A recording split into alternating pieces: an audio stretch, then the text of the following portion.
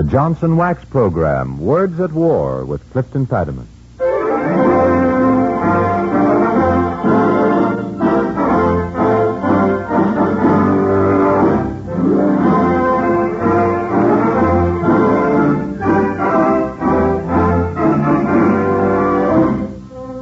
The makers of Johnson's Wax for Home and Industry, in cooperation with the Council on Books in Wartime, proudly presents Words at War, bringing you dramatizations of the most representative books to come out of this great world conflict. With us again to introduce our program is the well-known radio personality, author and critic, Clifton Fadiman.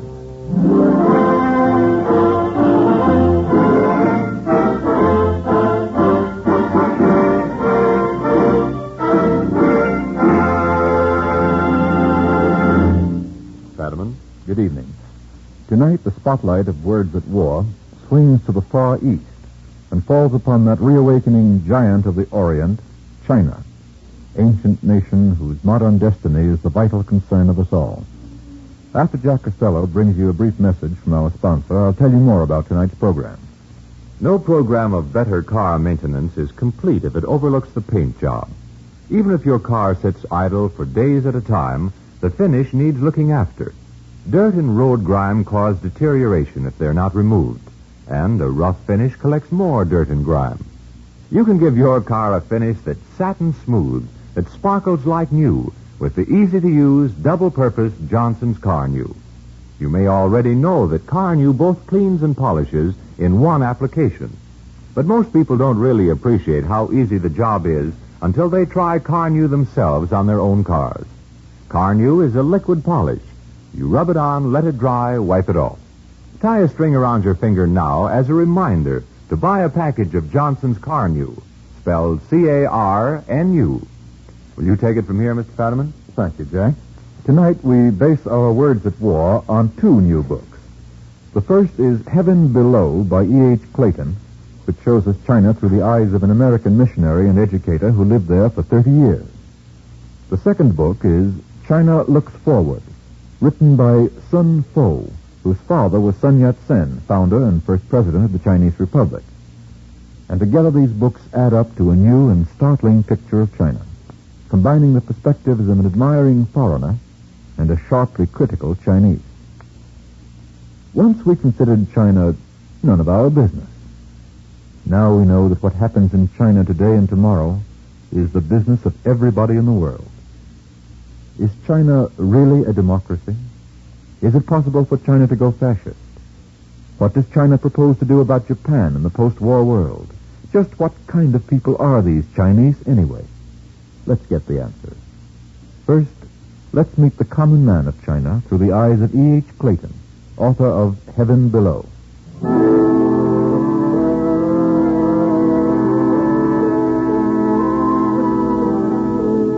We have come to live in Hangzhou, 120 miles from Shanghai. A city that is built on the shores of a lake 3 miles across, against a background of wonderful hills and mountain peaks that provide some of the most beautiful sunsets in all the world. This is Heaven Below. We've come to teach at Wayland Academy here. We've established a family in a house which, although without the blessings of American plumbing, is moderately comfortable. We've engaged servants and... Oh, pardon me, someone at the door. Yes? Mr. Clayton, I am neighbor, Mr. Lee. Oh, how do you do? I've been intending to drop over and... $1.50. I beg pardon? $1.50 for red candles and incense. Yes, but look here, I didn't order red candles and incense. Mr. Clayton, you have chicken in yard. Also, rooster. Yes, I have, but... Your rooster flies out of yard, sit on top of my house. This is sign of great evil. Huh? It is necessary to burn red candle and incense to ward off evil. $1.50. Oh, I see. Well, in that case, here, $1.50. Thank you very much. Good day, Mr. Clayton. Just a minute, Mr. Lee. Yes? I'm very glad to pay for the candles and incense this time, but I think I ought to tell you this. My rooster is a foreign rooster, and in my country, people do not consider it a sign of evil for a rooster to fly up and sit on a house. Oh, people most ignorant in your country. No, it's just that foreign roosters don't bring evil. So if my rooster flies up on the top of your house again, you'll have nothing to worry about. This could be so. I assure you it is true. I will tell neighbors of this, Mr. Clayton. Oh, thank you, Mr. Lee. I keep $1.50. Of course, you've already bought the candles and incense. Good day, Mr. Lee. Good day, Mr. Clayton.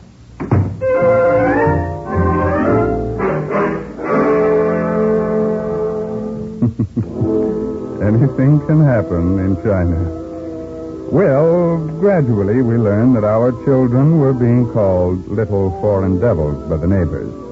As head of the house, I was Mr. Foreign Devil. And my wife was scarcely flattered to learn that she was commonly referred to as Old Foreign Hag. But our sense of humor was certainly equal to this. And it didn't lessen our growing affection for the people who were our neighbors. Wait a minute. What's that music? Let's have a look outside.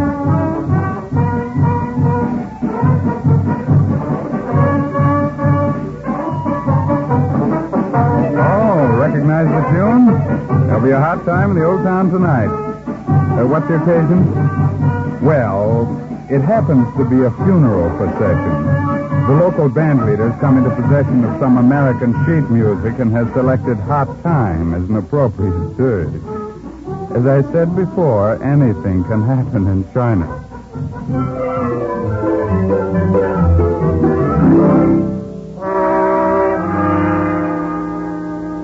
Now I want to tell you about a dinner I attended. The Academy was giving a banquet for one of our colleagues this evening. We called into conversation with a Chinese teacher on our right.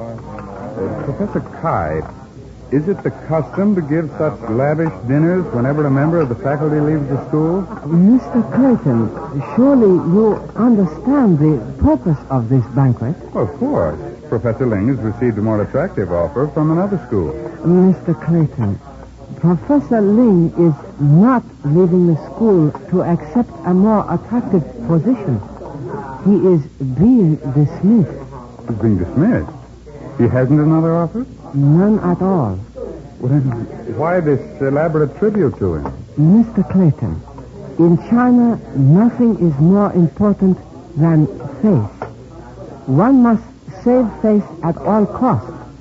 If Professor Ling were to be called into the principal's office and bluntly told that he was being dismissed, he would lose face. This way, he saves face. We all pretend, and he pretends, that he is resigning for something better. Oh, but nobody is actually fooled. Nobody is fooled. Well, perhaps I'll learn in time.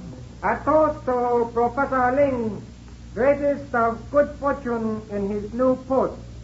Professor Ling. Professor Ling. Good evening, Professor Kai. Oh, good evening, Jean. Mr. Clayton, a young friend of mine, Mr. Jean. How do you do, Mr. Young? Mr. Clayton. Oh, You will pardon my glove? of course, I'm sorry. You've injured your hands? Oh, no. No. But you wear... Of course. They have come all the way from America. Do you not admire them? They're very nice, I'm sure. Yes. You will excuse me. Professor Kai? Of course, Jean. Mr. Clayton, to meet you has been the great honor of my life. Thank you. Mr. Clayton, Professor Kai. A young man of promise, Mr. Clayton. Oh, yes, of course. But, Professor Kai, you'll excuse me, but was that young man wearing rubber gloves, or am I... Of course he was wearing rubber gloves. In heaven's name, why? Oh, that is easily explained, Mr. Clayton. He wears them everywhere. You see, that young man is a student nurse in the hospital. He is provided with rubber gloves for his work. Oh, I see. But look here, Professor Kai, does he have to wear the rubber gloves to a banquet? Of course. sorry, Professor, to be so dull, but why? Mr. Clayton, let me explain. To that young man, his rubber gloves are his emblem of office. Hmm. If he did not wear them on all occasions, how would people know that he held a position of such importance? Is it necessary that they do know? It is important to that young man, Mr. Clayton. It is his way of preserving face. Say. I see. A toast to Professor Ling. Long life, many children, continued success in his new career.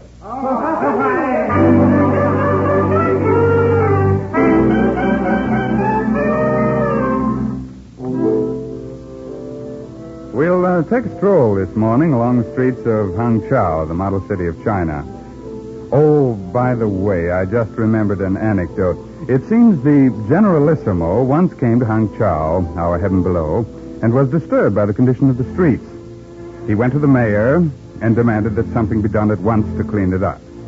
The mayor called up the chief of police and soundly berated him. The chief of police at once called up his first assistant and denounced him roundly. The assistant immediately called. But all I wanted to prove was this. The art of passing the buck is not an American invention. It's an old Chinese custom. Oh, but wait, here's an interesting neighbor of ours, Mrs. Yun. Good day, Mrs. Yun. Good day, Mr. Clayton. And, Mr. Yun? He's looking very well, Mrs. Yun. Yes, he is in good health. Well, it has been very nice seeing you, Mrs. Yun. Good day, Mr. Clayton. Come, Mr. Yorn.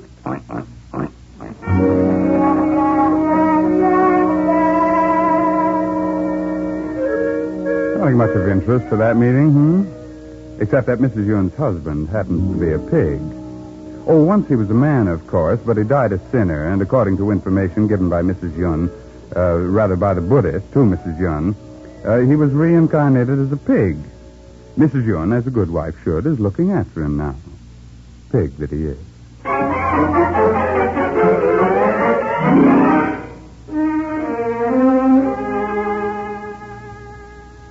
Are you amused? Aren't these naive, childlike, superstitious people? Yes, aren't they? Yet I saw these same people resist the Jap invaders that came to heaven below. Resist, is that the word? I saw them live for days on a mouthful of rice. I saw them bayoneted for no reason.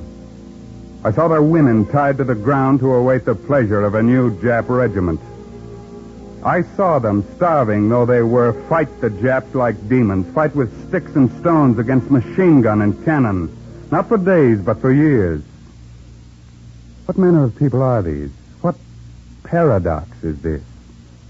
Whose fault is it that ignorance, superstition, poverty, starvation has been fastened upon them for years? It is our fault. It is the fault of ourselves, the Chinese. Yes, we pretend to have a democracy. We pretend to be the People's Party. We, the party, represent less than 1% of the people. We do almost nothing to combat the mass ignorance of the people.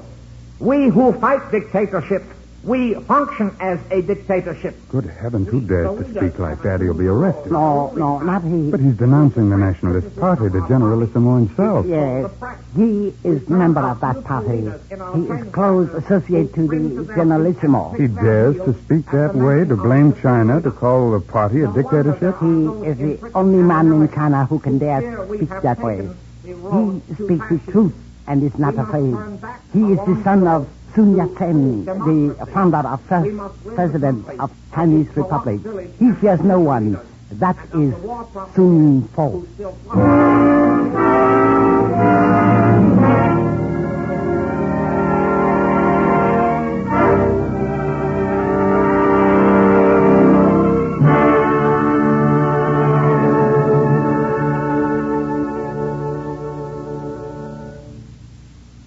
This is Clifton Fadiman speaking. Tonight on the Johnson Wax program, Words at War, we are bringing you a dramatization based upon two important books about China. Heaven Below, written by an American missionary and educator, E.H. Clayton, and China Looks Forward by Sun Po, whose father was Sun Yat-sen, founder and first president of the Chinese Republic. We've been meeting the common people of China, a lovable people held fast in the grip of age-old superstition, ignorance, and poverty. Yet these are the people who have given the world a new concept of heroism. What do they have that is worth fighting so desperately for? Who is to blame for their plight? We've heard Sun Fo fix the blame upon the Chinese leaders themselves, heard him charge that China, which fights dictatorships, is itself a dictatorship.